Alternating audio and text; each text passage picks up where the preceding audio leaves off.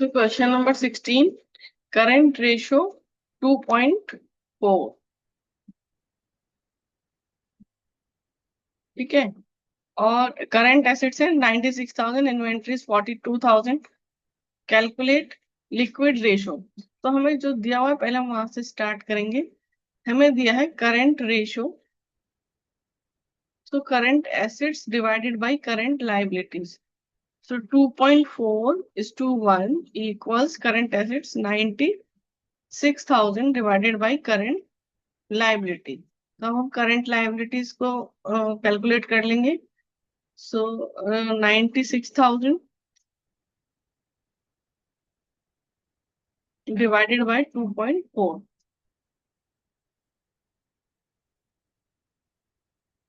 40,000। सो 40,000 के हमारे current liabilities हैं। लिक्विड एसिड्स,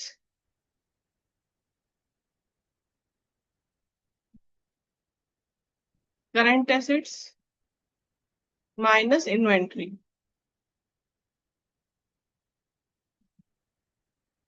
करंट एसिड्स है हमारे पास 96,000 और इन्वेंट्री है 42,000। 54,000। अब हम लिक्विड रेशियो निकाल लेंगे। Liquid assets divided by current liabilities. तो 54,000 डिवाइडेड बाय 40,000, 1.35 इज टू 1। ठीक है। अब हम, ये हमारा हो गया। 17, quick ratio 1.5, current assets 1 lakh, current liabilities 40,000। Calculate the value of inventory. Inventory निकालना है तो हम क्या करेंगे, क्विक रेशियो से पहले क्विक एसेट्स निकाल लेते हैं। तो quick ratio equal quick assets divided by current liability.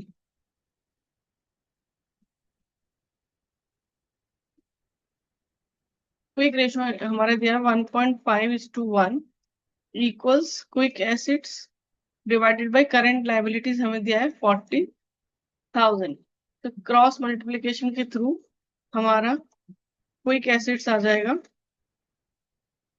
40,000 into 1.5, सो 60,000। अब जो इन्वेंट्री है उसका हमारा फॉर्मूला है current assets minus quick assets. तो हमारा इन्वेंट्री आ जाएगा, करंट एसेट्स है हमारे पास 1 लाख और क्विक एसेट्स से 60,000। तो हमारा इन्वेंट्री हो गया 40,000। ये होगा आंसर। 18, कंपनी का इन्वेंट्री दिया हुआ है, लिक्विड एसेट्स है और क्विक रेशियो दिया हुआ है। तो क्विक रेशियो दिया है तो हमसे क्विक लायबिलिटीज, करंट लायबिलिटीज निकाल सकते हैं, है ना। So quick ratio equals quick assets divided by current liability. देखो क्विक रेशियो है हमारे पास 2:1। सो 2:1 इक्वल्स क्विक एसेट्स दिया हुआ है 8 lakh divided by current liability. So current liability equals 8 lakh divided by 2, 4 lakh. अब देखो करंट रेशियो निकालना है हमें, उसके लिए करंट एसेट्स चाहिए। So current assets equal liquid assets plus inventory. So liquid assets है हमारे पास 8 लाख, इन्वेंट्री है 2 लाख। तो करंट एसेट्स 10 लाख। अब हम करंट रेशियो निकाल लेंगे। Current ratio equals current assets divided by current liability. So 10 lakh divided by current liabilities 4 lakh. So 2.5:1. तो ये हमारा आंसर। तो क्वेश्चन नंबर 19, करंट रेशो दिया है, क्विक रेशो दिया है, इन्वेंट्री भी दिया है, find out it's total current assets and total current liabilities. तो देखो करंट एसेट्स, जैसे ये हमें करंट रेशो दिया है 4.5:1, सॉरी 1:1। तो यदि हमने करंट लाइबिलिटी को x माना तो करंट एसेट्स हमारे कितने हो जाएंगे 4.5x। ऐसे ही हमारा क्विक रेशो दिया हुआ है 3:1। तो यदि हमारा करंट लाइबिलिटी x है तो क्विक एसेट्स हो जाएगा 3x। ठीक है, क्विक एसेट्स 3x। अब हमारा इन्वेंट्री दिया हुआ है, सो इन्वेंट्री क्या होता है, current assets minus quick assets. So 4.5x minus 3x, so 1.5x का हो गया इन्वेंट्री। तो अब ये ऐसे कर सकते हैं कि यदि 1.5x का इन्वेंट्री है तो करंट एसेट्स कितना है 4.5x। और यदि इसमें इन्वेंट्री दिया हुआ है 60,000 का इन्वेंट्री है तो करंट एसेट्स क्या होगा। सो current assets equals 60,000 into 4.5x divided by 1.5x। So 1,80,000 current assets।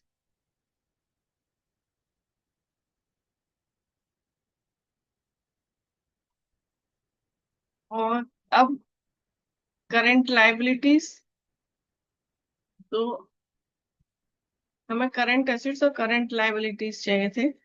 तो करंट रेशो में हम रख लेंगे current ratio equal current assets divided by current liabilities. Current ratio है हमारे पास 4.5:1। करंट एसेट्स है 1,80,000 divided by current liability. So current liability will be 1,80,000 divided by 4.5, 40,000।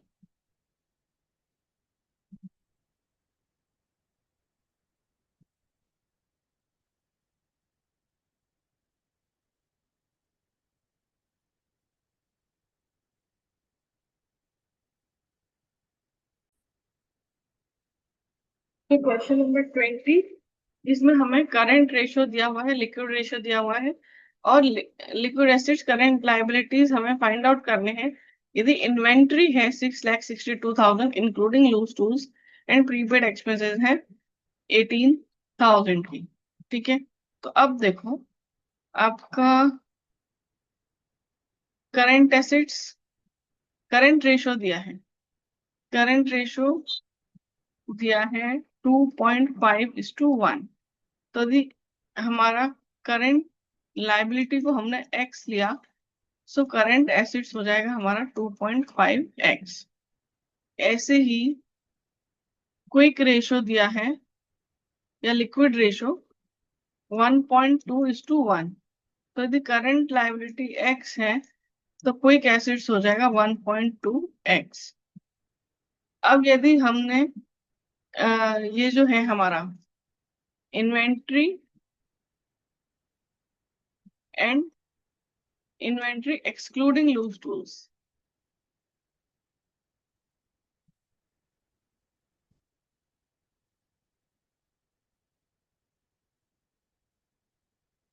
And prepaid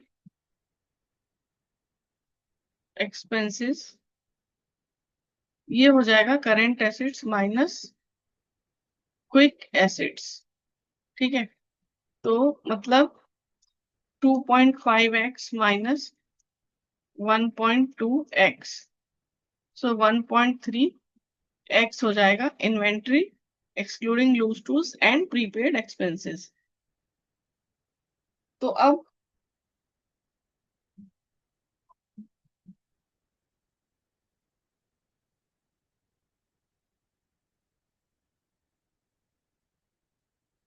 यदि inventory है हमारी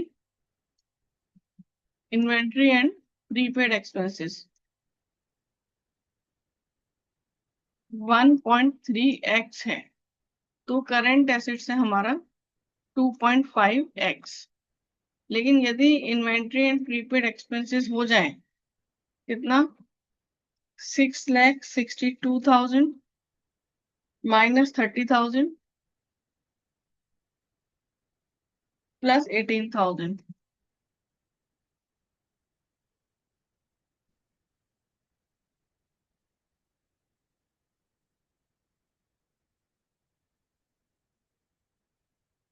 650।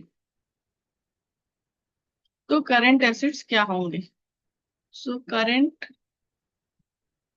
Assets equals 6,50,000 into 2.5x divided by 1.3x।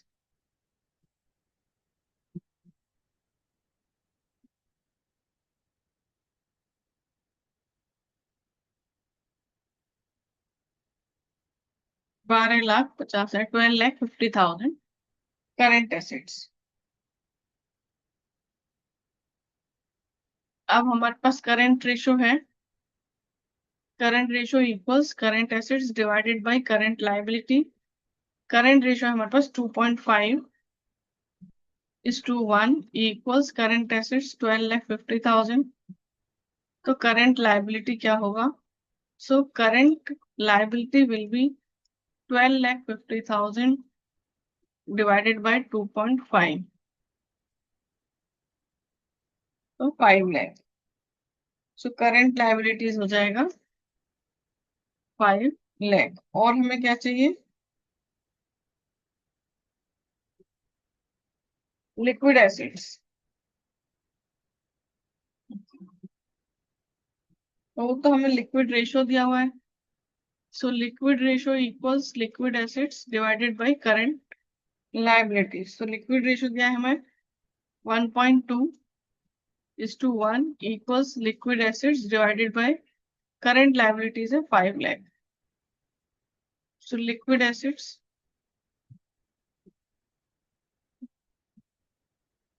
Equals 5 lakh into 1.2 6 lakh. 6 lakh में हमारे liquid assets. ठीक है। So question number 20 done. तो question number 21A, current assets दिया, inventory दिया है, प्रीपेड एक्सपेंसेस दिया है, वर्किंग कैपिटल दिया है एंड क्विक रेशो निकालना है। तो देखो सबसे पहले हमें वर्किंग कैपिटल दिया है। वर्किंग कैपिटल का हमारा फॉर्मूला होता है current assets minus current liability. So working capital है 45,000, current assets 85,000 minus current liabilities. So current liabilities will be 40,000। ठीक है। अब हमें क्विक एसिड्स चाहिए। So quick acids equal current assets minus inventory minus prepaid expenses.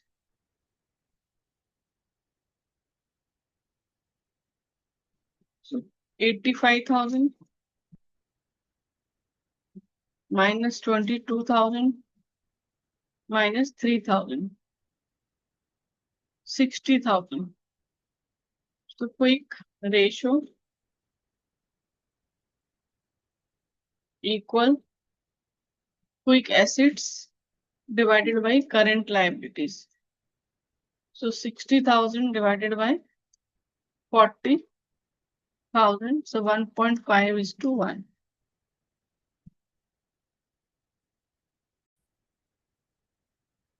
तो question 21B हमें quick assets दिया है, इन्वेंट्री, प्रीपेड एक्सपेंसेस दिया है, वर्किंग कैपिटल दिया है, करंट रेशो के लिए हमें करंट एसेट्स चाहिए।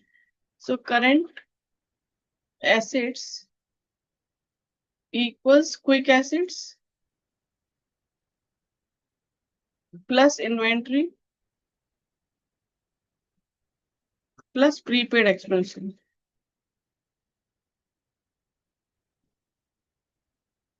सो 90,000 प्लस 1,08,000 प्लस 2,000, तो 2 लाख। अभी हमें वर्किंग कैपिटल दिया है। सो वर्किंग कैपिटल का फॉर्मूला है current assets minus current liabilities. So working capital है 1,50,000, करंट एसेट्स है 2 lakh minus current liabilities. So current liability will be 50,000। ठीक है, अब हमें क्या निकालना है, current ratio.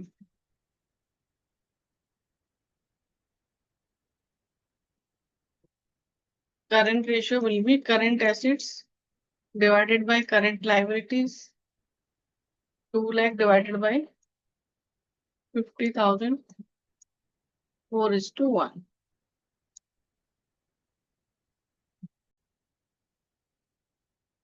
Question number 22, working capital दिया है, total date, long term debt है, इन्वेंट्री है, प्रीपेड इंश्योरेंस है, कैलकुलेट लिक्विड रेशो। तो सबसे पहले टोटल डेट दिया है ना। So total date equals non current liability plus current liability. So total date है 16 लाख, नॉन करंट लाइबिलिटी या long term debt is the same thing, 10 lakh plus current liability. So current liability हो जाएगा आपका 16 lakh minus 10 lakh equal 6 lakh. 6 lakh का current liability. फिर हमें working capital दिया है, working capital current assets minus current liability. Working capital है 4,80,000, करंट एसेट्स हमें निकालना है और ये current liability 6 lakh. So current assets will be 4,80,000 plus 6 lakh, 10,80,000। हमें क्या निकालना है, लिक्विड रेशो। तो हमें लिक्विड एसिड्स चाहिए। सो liquid assets equals current assets minus inventory और prepaid insurance.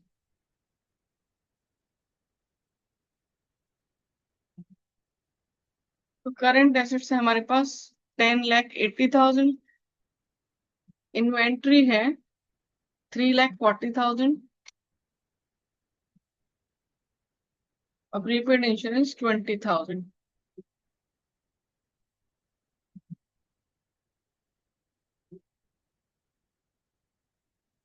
7,20,000। Liquid ratio equals liquid assets divided by current liability.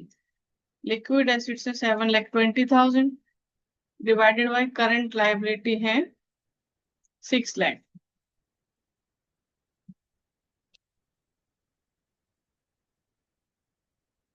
1.2, 1.2:1।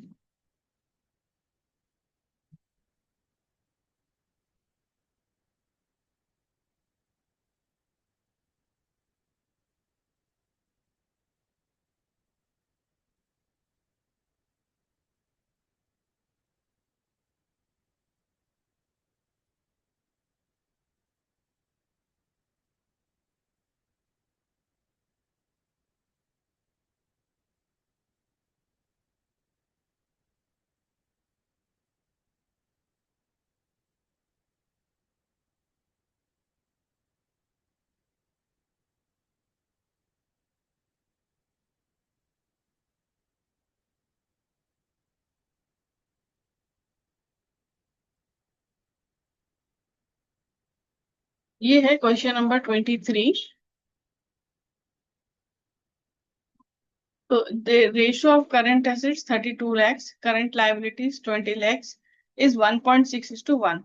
The accountant of the firm is interested in maintaining a current ratio of 2 is to 1 by paying off a part of the current liabilities. Compute the amount of current liabilities that should be paid so that the current level at uh, current ratio at the level 2 is to 1 may be maintained. तो हम ये ऐसा मान रहे हैं कि let us assume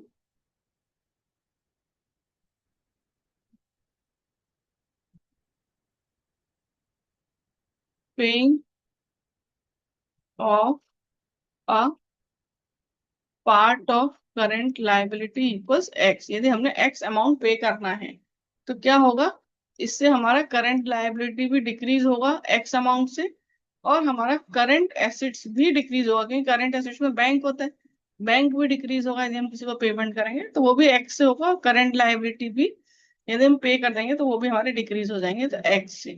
तो देखो, करंट रेशो होता है current assets divided by current liability, वगैरह हमें 2:1 मेंटेन रखना है। सो 2:1, पहले हमारा कितना था, 32 लाख एंड 20 लाख।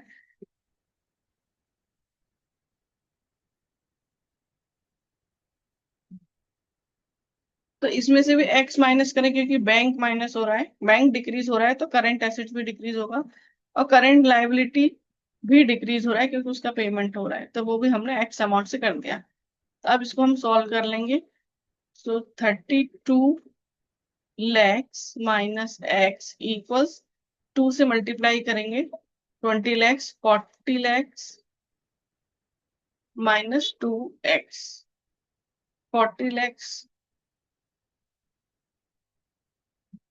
तो माइनस एक्स, और ये इधर आके आ जाएगा प्लस का 2x, 40 लैक्स माइनस 32 लैक्स, सो x इक्वल्स 8 लाख। तो यदि हम 8 लाख का पेमेंट कर दें तो हमारा 2:1 आ जाएगा, तो हम उसको वेरीफाई भी कर लेते हैं कि current ratio 32 lakhs minus 8 lakhs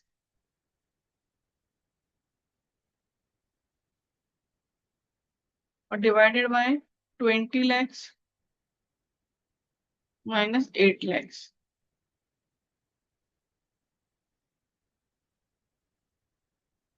24 divided by 12, तो ये आ गया 2:1। तो ये हमारा वेरीफाई हो गया। Question number 24. The ratio of current assets 5 lakh to current liabilities is 2.5 is to 1. Accountant of the firm is interested in maintaining a current ratio of 2 is to 1 by acquiring some current assets on credit. So you are required to suggest him the amount of current assets which must be acquired for this purpose. तो ये देखो, आपका पहले current ratio है current assets divided by current liabilities, तो वो था 2.5 is to 1। Current assets है 5 lakh divided by current liabilities, तो पहले कितना करंट लायबिलिटी था, 5 lakh divided by 2.5,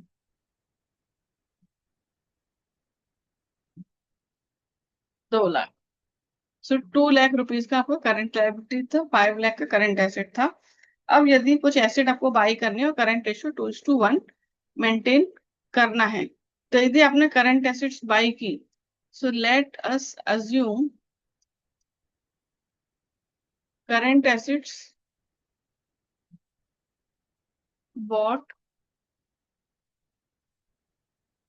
rupees X, और जब आपने लिया है लेकिन क्रेडिट पे लिया है तो आपको पेमेंट भी करना होगा, तो जो आपका करंट लायबिलिटी है वो भी आपका एक्स से इंक्रीज हो जाएगा, है ना। तो दोनों आपके इंक्रीज हो रहे हैं, current assets and current liabilities, और रेशियो रहना चाहिए 2:1। सो 2:1 इक्वल्स, करंट एसेट्स थे हमारे पास 5 लाख प्लस एक्स, क्योंकि हमने उसमें कुछ करंट एसेट्स बाई करने हैं, और divided bye 2 lakh plus x, सो 4 lakh plus 2x equals 5 lakh plus x. So 2x minus x equals 5 lakh minus 4 lakh. So x equals 1 lakh. तो हमें 1 लाख के करंट एसेट बाय करनी चाहिए जिससे करंट रेशियो हो जाए 2:1. तो अब हम इसे वेरीफाई कर लेते हैं. सो current assets divided by current liabilities, ये है हमारा 5 lakh plus 1 lakh divided by 2 lakh plus 1 lakh. 6 lakh divided by 3 lakh 2:1. सो ये हमारा वेरीफाई हो गया. ठीक है, question done. A firm had current assets of 4,10,000. It then paid trade waivers of 50,000. After this payment, current ratio was 2.4:1. Ascertain the amount of current liabilities and working capital after the payment. So after the payment क्या करना है? After the payment, current ratio, current assets divided by current liability. Current ratio था 2.5, 2.4:1 after the payment.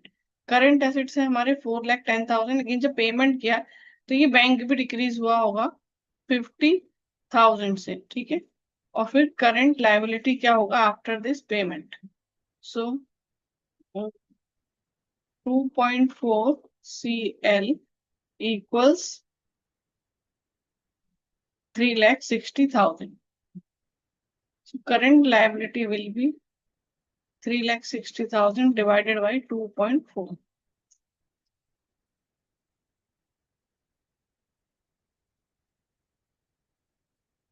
1,50,000.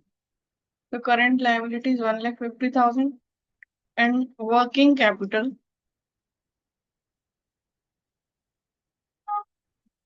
equals current assets minus current liability. Current assets है हमारे 3,60,000 minus current liabilities 1,50,000. तो ये हो जाएगा हमारा 2,10,000.